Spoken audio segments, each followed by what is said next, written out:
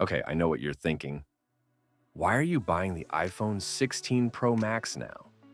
The iPhone 17 is literally around the corner.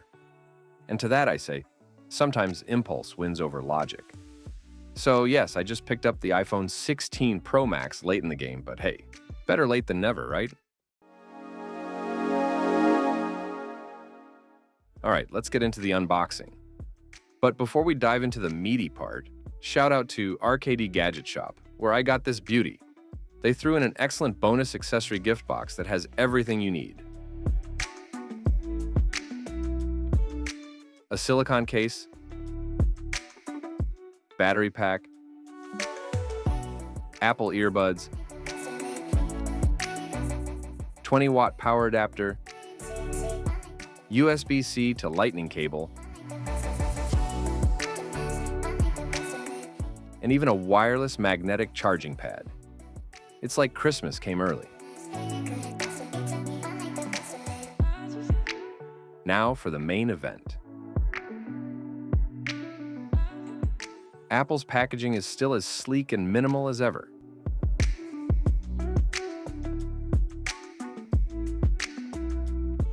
Inside, we've got the iPhone 16 Pro Max. This one's in the natural titanium finish. And of course, the usual suspects: USB-C cable and SIM ejector pin, paperwork, and no charger. Classic Apple move. Honestly, that gift box made the whole purchase feel way more premium. Big thanks to RKD for hooking it up. Let's set this up quickly, and then we'll move on to our first impressions.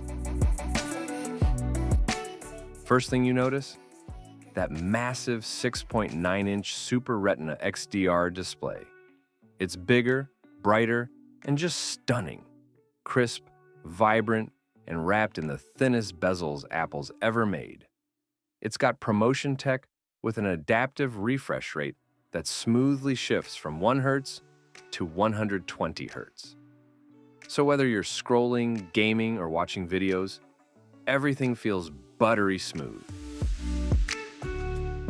This phone features a robust yet lightweight Grade 5 titanium frame with a refined microblasted texture, shown here in my unit's natural titanium finish. The design keeps things modern and clean, with a premium feel in hand. It's also built to last, protected by a next-generation ceramic shield front glass, a durable back glass, and rated IP68 for water and dust resistance.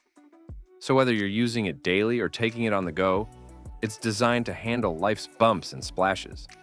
The iPhone 16 Pro Max measures 8.25 millimeters thick and weighs 227 grams. A bit on the heavy side, but it feels just right in my hand. Solid, premium, and well-balanced. Here it is next to my recently purchased Samsung Galaxy A56. The iPhone is slightly larger and heavier, mainly due to its 6.9-inch display, while the A56 is more compact and lightweight, despite having a 6.7-inch screen. Under the hood, the iPhone 16 Pro Max runs on Apple's latest A18 Pro chip, delivering fast and efficient performance across the board. Whether you're multitasking, editing videos, or playing graphics-heavy games, everything feels smooth and responsive. Now let's talk cameras. The iPhone 16 Pro Max builds on the already impressive system from its predecessor, keeping the powerful 5x tetraprism telephoto zoom from the iPhone 15 Pro Max, while adding an upgraded 48-megapixel ultra-wide lens and support for 4K video recording at up to 120 frames per second.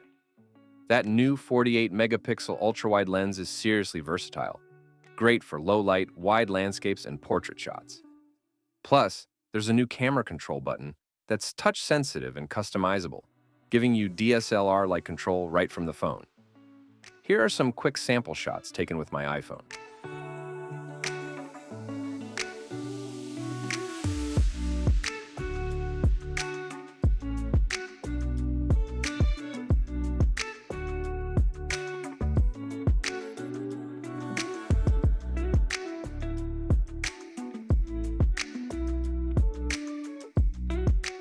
Now let's talk software. iOS 18 is all about personalization and intelligence. You can lock and hide apps, great for keeping your guilty pleasure games secret. The new Control Center is fully customizable, even with third-party app controls. Messages now let you schedule texts, react with any emoji, and even send messages via satellite. Yes, satellite. The Photos app is redesigned with smart collections and pinned albums.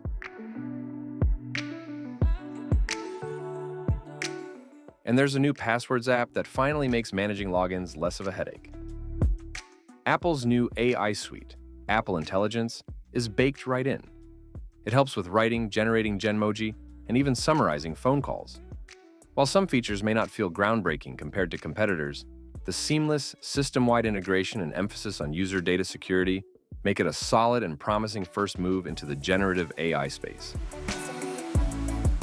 So yeah, I may have jumped in late, but the iPhone 16 Pro Max is still a powerhouse. If you're like me and couldn't wait for the 17, or just wanted a solid upgrade, this phone won't disappoint. Let me know in the comments. Are you team wait for the 17 or team grab the 16 now? And don't forget to like, subscribe, and hit that bell so you don't miss more tech updates and reviews. Thanks for watching.